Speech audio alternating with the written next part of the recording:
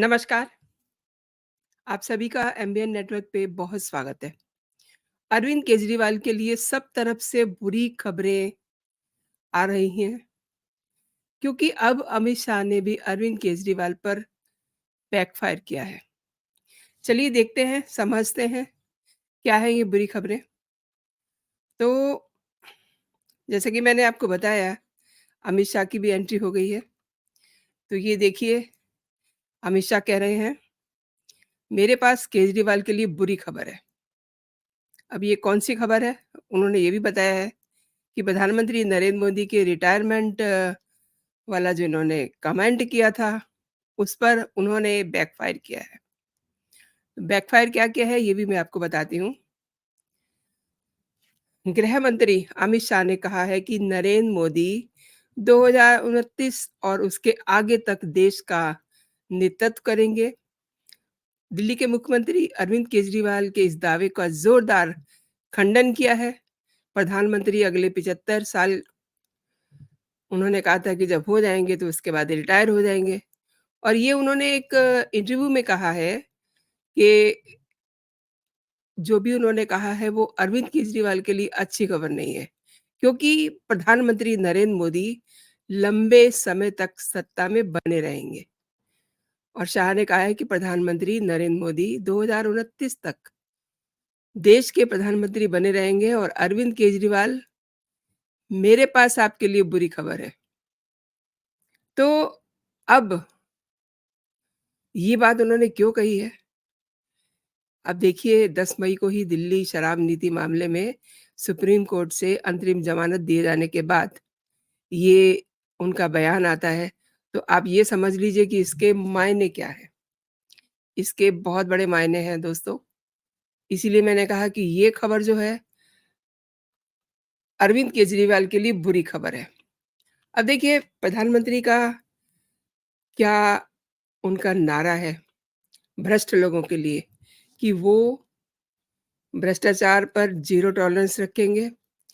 जो भ्रष्टाचारी हैं, वो या तो सुधर जाएँगे और जो उन्होंने लूटा हुआ है, वो देश को लौटाएँगे। ये उन्होंने कहा था। अब आप ये देखिए कि बात यहीं ख़त्म नहीं होती। अरविंद केजरीवाल ने जो कुछ भी किया है, देश के सामने है। तो अमित शाह ने उन्हें कहा है कि आप पहले स्वाति मालीवाल वाले केस से निपट लें, फिर देखते हैं कि आपका क्या करना है। एंड जो दूसरी खबर है, वो और भी भयानक है। ईडी ने अरविंद केजरीवाल के खिलाफ चार्जशीट दाखिल करने की तैयारी कर ली है। इससे पार्टी पर भी एक बहुत बड़ी आँच आने वाली है। तो पहले से ही अरविंद केजरीवाल अपने सर्वाइवल के लिए मारे-मारे घूम रहे हैं, लेकिन ईडी जल्दी ही उन्हें झटका देने जा रही है। मारे-मारे क्यों घूम रहे हैं, मैंने मारे-मारे शब्द क्यों यूज़ करा? क्योंकि इस समय उन्हें कोई अपने कैंपेन में नहीं बुला रहा इंडिया अलायंस के। वो खुद से ही अनाउंसमेंट कर रहे हैं कि आज मैं लखनऊ जा रहा हूँ, आज मैं हरियाणा जा रहा हूँ, आज मैं पंजाब जा रहा हूँ। पंजाब तो वो कभी भी जा सकते हैं क्योंकि वहाँ उनकी सरकार है। लेकिन आप बताइए जिस दिन से वो जेल से छूट कर के आए हैं, तीसरे ही दिन तो स्वाति मालीवाल वाले केस में उनकी लंका लग चुकी है। और वो इस बात को लेकर के जल्दी से किसी के सामने नहीं आ रहे हैं, क्योंकि इस पूरे मामले पे जो स्पष्टीकरण आया है वो भी संजय सिंह की तरफ से आया है। तो मैं बात कर रही थी तीसरी जो बुरी खबर है, वो शराब घोटाले से जुड़ी हुई है। दिल्ली शराब घोटाले में सुप्रीम कोर्ट से अंतरिम ज़मानत मिलने के बाद केजरीवाल जिस तरीके से चुनाव प्रचार तो कर नहीं रहे, दुष्प्रचार कर रहे हैं और वो भी किसके खिलाफ? केंद्र सरकार के खिलाफ। और आप ये देखिए कि अब ईडी भी इस पूरे मामले में, शराब घोटाले वाले मामले में चुप बैठने के मूड में कतई दिखाई नहीं दे रही। ईडी ने दिल्ली हाई कोर्ट को ये बताया है कि वो अगली चार्जशीट आम आदमी पार्टी को आरोपी बनाने जा रही है। अरविंद केजरीवाल के साथ यानी कि सह आरोपी बनाने वाली है। ईडी के वकील ने कोर्ट को यह जानकारी दी उस समय जब मनीष सिसोदिया की जमानत पर सुनवाई चल रही थी। आपको याद होगा एक बार पहले भी, क्योंकि मनीष सिसोदिया जो है लंबे समय से जमानत के लिए धक्के खा रहे हैं। अब ये कोई केजरीवाल तो है नहीं कि झटके में उन्हें अंतरिम ज़मानत मिल गई है। वो तो बहुत दिनों से धक्के खा रहे हैं। उस समय भी ईडी ने कोर्ट को ये बताया था, ईडी के वकील ने कोर्ट को ये बताया बताया था, एसवी राजू ने ही ये बात की थी कि हम जल्दी ही आम आदमी पार्टी को आरोपी बनाने जा रहे हैं। तो ये अब समय आ चुका है, क्योंकि आपको याद होगा कि चार्जशीट जो है वो उनको 15 तारीख से पहले दाखिल करनी थी। तो ईडी ने सिसोदिया की ज़मानत याचिका का विरोध करते हुए कहा कि आरोपी शराब नीति मामले में मुकदमे में देरी करने के लिए लगातार कोशिश कर रहे हैं। और पिछले महीने ये खबर आई थी, जैसे कि मैंने आपको बताया, 15 मई से पहले आम आदमी पार्टी और सीएम केजरीवाल के साथ शायद एक अतिरिक्त चार्जशीट जैसी एक नई चार्जशीट फाइल हो सकती है। और इस मामले में तेलंगाना की के कविता भी हैं, वो भी सह आरोपी हैं, आम आदमी पार्टी की ही तरह। और ईडी के वकील ने दिल्ली उच्च न्यायालय को ये सूचित कर दिया है कि फाइल में आपको आरोपी बनाया जाएगा और सप्लीमेंट्री चार्जशीट बहुत जल्दी दायर की जाएगी। ये भी कहा गया है कि 17 गिरफ्तारियों के बावजूद 250 से अधिक याचिकाएं दायर की गई हैं और जांच अधिकारी को लगभग हर दिन अदालत में मौजूद रहना चाहिए। अब देखिए ये भी न जाने क्यों अरविंद केजरीवाल के साथ हर बार पहली बार होती है कोई भी बात। इस्तीफा नहीं दिया तो ये उन्होंने पहली बार किया। अब अंतरिम ज़मानत पे चुनाव प्रचार कर रहे हैं तो ये पहली बार किया।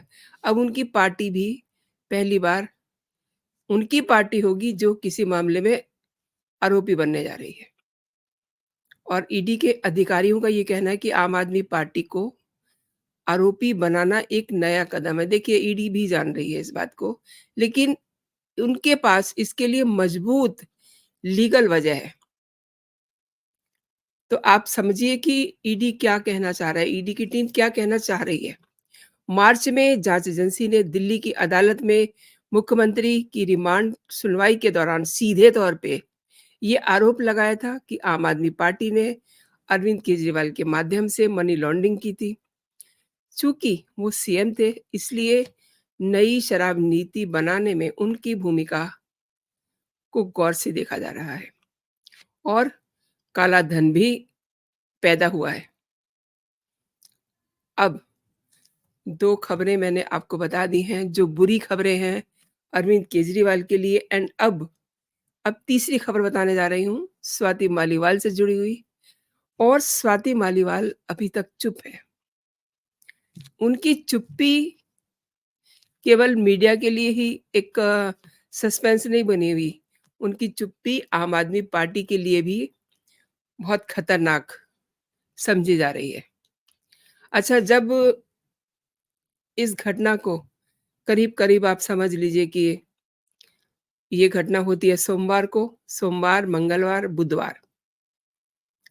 अभी तक भी अगर बृहस्पतिवार अभी तक भी अगर स्वाति मालीवाल चुप्पी लगा के बैठी हैं, तो इसका मतलब जब वो मुँह खोलेंगी, तो वो बहुत बड़ा बम ब्लास्ट करने वाली हैं। यही समझ करके अरविंद केजरीवाल ने संजय सिंह को बुधवार को राज्यसभा सांसद स्वाति मालीवाल से मुलाकात की। वो उन्हें मनाने के लिए गए थे दरअसल। और इस दौरान उनके साथ दिल्ली महिला आयोग की सदस्य वंदना भी मौजूद रहीं। स्वाति मालीवाल की पूर्व में दिल्ली महिला आयोग की अध्यक्षा भी रह चुकी हैं खुद से। देखिए ये भी बड़ी हास्यास्पद स्थिति है कि एक महिला जो दिल्ली महिला आयोग की अध्यक्ष रह चुकी है, उसके खिलाफ उसके साथ कोई मारपीट कर दे, तो मतलब ये एक तरह से हैरान भी करती है, परेशान भी करती है और ये कुछ अजीब भी लगती है।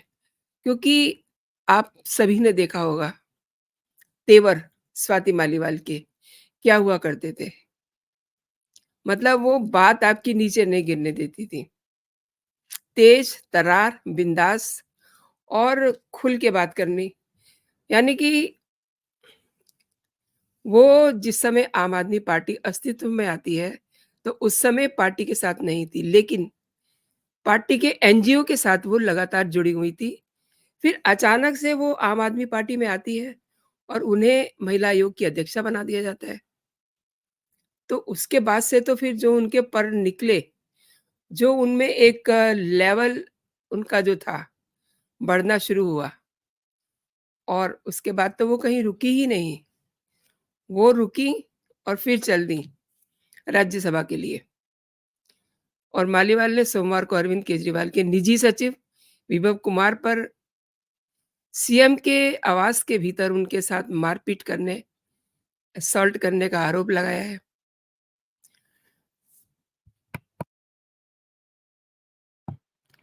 तो ये जो मुलाकात है करीब-करीब 1 घंटे तक चली।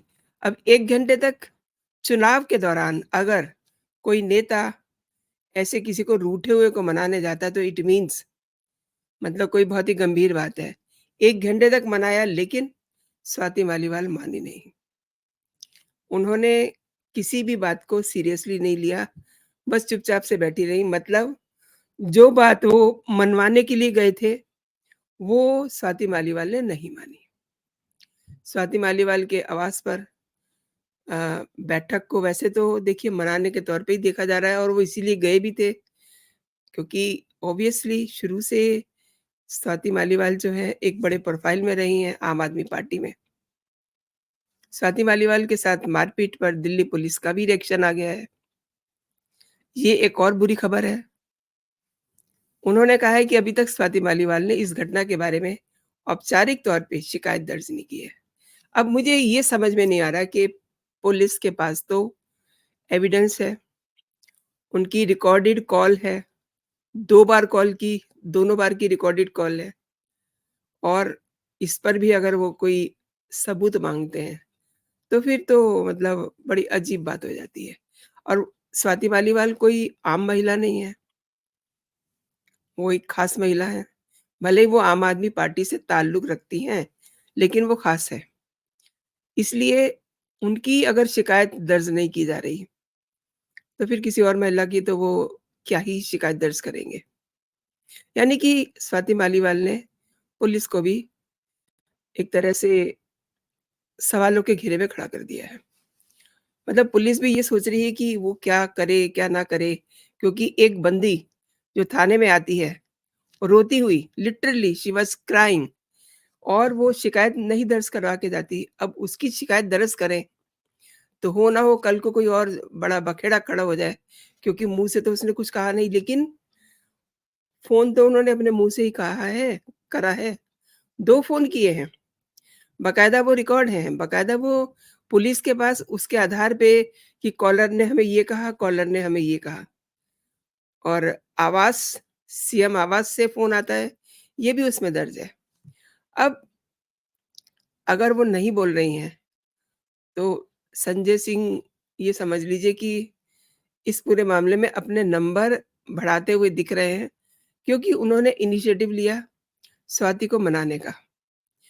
अब एक और बात सामने आ रही है, स्वाति की माँ ने भी एक बयान दिया है, एक टेलीविज़न चैनल पे। उन्होंने कहा है कि सही समय आने पर स्वाति मालीवाल अपने आप अपनी बात कहेगी। अब इसके बड़े गंभीर मतलब निकाले जा रहे हैं कि वो अपने आप से समय आने पे बताएँगी, तो क्या वो चुनाव गुज़र जाने का इंतज़ार कर रही हैं? एक बात। दूसरी बात, वो क्या और ब्लास्ट करने वाली हैं? ये भी हो सकता है। मतलब उन्हें अच्छी खासी अभी-अभी तो उन्हें राज्यसभा की सदस्यता मिली है। भई वो क्यों आपके लिए इस्तीफ़ा दें? और दूसरी बात ये भी है कि अगर वो पार्टी की वफ़ादार हैं, तो एक बार अगर पार्टी सुप्रीमो ने कह दिया कि आप रिज़ाइन कर दीजिए, हमें यहाँ किसी और बंदे को फिट करना है, तो उनको दे देना चाहिए इस्तीफ़ा।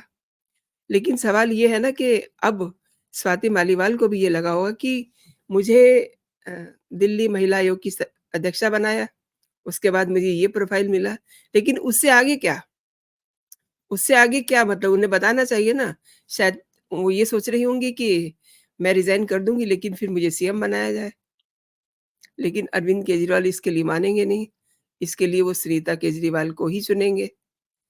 तभी तो उन्हें शीश महल उनके साथ जुड़ा रहेगा क्योंकि अरविंद केजरीवाल भले ही अपनी ज़मानत को कुछ दिन के लिए एक्सटेंड करवा सकते हैं, लेकिन अंततः उनको तिहाड़ जेल तो जाना ही है। जिस तरीके से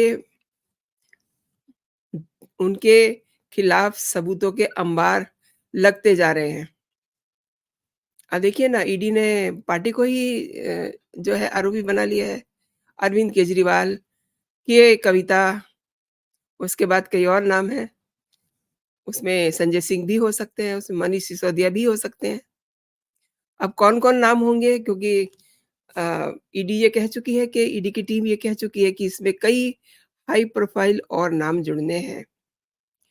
तो मामला बड़ा संगीन होता जा रहा है। अब पार्टी के अंदर भी काफ़ी सारी खलबली मची हुई है और नवीन जयहिंद ने जो बातें कही हैं, वो वाक़ई में ही ध्यान देने जोग हैं। मारपीट को लेकर के जो भी उन्होंने कहा है, उन्होंने एक बात कही है कि सारी बातें संजय सिंह को पता है। अब संजय सिंह इसीलिए भगे-भगे फिर रहे हैं स्वाति मालीवाल के पीछे, जबकि नवीन जयहिंद के साथ उनका 4 साल पहले ही तलाक हो चुका है। लेकिन फिर भी उन्होंने नवीन ने ये कहा है कि वो किसी भी देश की कोई भी महिला हो उसके साथ खड़े हैं और उन्होंने स्पष्ट कर दिया कि इनसे मेरा तलाक हो चुका है, लेकिन अगर स्वाति को कुछ होता है तो वो हाथ-पैर तोड़ देंगे और ज़ुबान भी खींच लेंगे, ये भी उन्होंने एक चैनल पे कहा है। ऐसे में ऑब्वियसली संजय का डरना तो लाज़मी है और संजय को ही उन्होंने एड्रेस किया है। जो वीडियो है उसके साथ जो उन्होंने 5 लाइनें लिखी हैं, वो बड़ी सख्त हैं। उसमें उन्होंने जो टाइट किया है वो संजय सिंह को ही किया है। अब ये सब एक ही थाली के चट्टे-बट्टे हैं ना, इनको एक-दूसरे के बारे में पता है, तो बहुत खराब स्थिति होने वाली है आने वाले दिनों में। एक तो केजरीवाल का जेल जाना तय है, पार्टी पार्टी का नामो-निशान मिट जाएगा अगर वो एक बार आरोपी बन गई तो। दूसरी बात संजय सिंह अमित शाह ने जो आज बात कही है केजरीवाल के लिए कि वो पहले स्वाति मालीवाल वाले केस से निपट लें, तब उनको देखा जाएगा। तो इसमें इसमें एक बहुत बड़ा संदेश छिपा हुआ है। तो दोस्तों, आपने मेरे साथ पूरा वीडियो देखा। आपका बहुत-बहुत धन्यवाद और जो बात मैं हमेशा कहती हूँ, आपको अगर मेरे कंटेंट पसंद आ रहे हैं, ये वीडियो पसंद आई है, तो आप इसे लाइक कीजिए, अपने दोस्तों में शेयर कीजिए और इस पे अपना कमेंट ज़रूर दीजिए। अभी तक अगर आपने मेरा चैनल सब्सक्राइब नहीं किया है, तो इसे आप सब्सक्राइब भी कर लीजिए एंड बेल आइकन को ज़रूर प्रेस कर दीजिए ताकि आपको मेरे सभी नोटिफ़िकेशन भी समय से मिल सके। तो दोस्तों अभी के लिए इतना ही। आप अपना और अपनों का बहुत सारा ख़्याल रखें, खुश रहें, स्वस्थ रहें। जय हिंद, जय भारत।